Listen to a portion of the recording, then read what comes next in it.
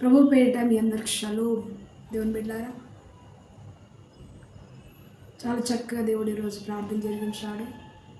దేవుని నామానికి మహిమ కలుగును గాక.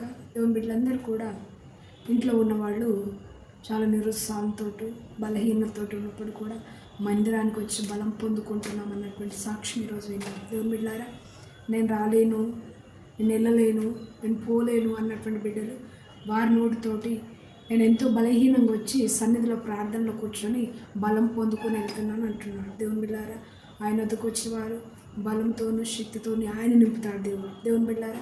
మరి అనేక సాక్షులు నిలబెట్టుకున్నారు.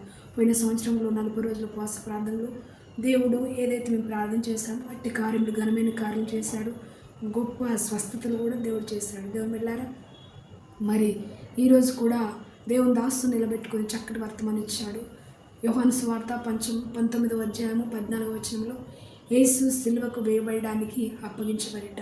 అక్కడ చూసినటువంటి తన శిష్యులు, తనతో ఉన్న ప్రజలందరూ కూడా యేసు కార్యములు చూసి కూడా యేసుకు సిలువకి వేయాలన్నటువంటి ఆ కేకల ద్వారా యేసుకు సిలువ వేయడానికి అప్పగింపబడటం చూస్తున్నాం. దేవుని బిడ్డారా, కపాలస్థలం అనే భాషలో ఎబ్రీ గ్రీక్ భాషలో కపాలస్థలం అనే గొల్గోతా పండ, దాని గురించి పాస్టర్ గారు చెప్తూ అలాగే మళ్ళా కీర్తన 14లో అంటున్నారు. నిజంగానే దేవుని సన్నిధిలో ప్రజలు అనేకమైనటువంటి అద్భుతములు పొందుకొని, స్వస్థతలు పొందుకొని, అనేకమైన మేళ్ళు పొందుకొని కూడా ప్రజలు ఎలా ఉన్నారంటే దేవుడు నాకు ఏం చేశాడు అని మాటకు వచ్చేసరికి ప్రజలు అలాగంటున్నారు. దేవుని బిడ్డారా, అలాంటి సన్నిహితంలో అలాగనే కీర్తన 14:1లో దేవుడు లేడని బుద్ధిహీనులు తమ హృదయములో అనుకొనిచున్నారు. మరి అలాంటి ప్రజలు మన కొరకు ప్రాణం ఇచ్చిన యేసయ్యనే సిలువకు వేయబడినటువంటి ఆ ప్రజలు, అలాంటి ప్రజలు నువ్వు నేనుగా ఉన్నామని గుర్తించిన దేవుని బిడ్డలారా, పదే సిలువకు వేయకుండా మనం మారుదాం,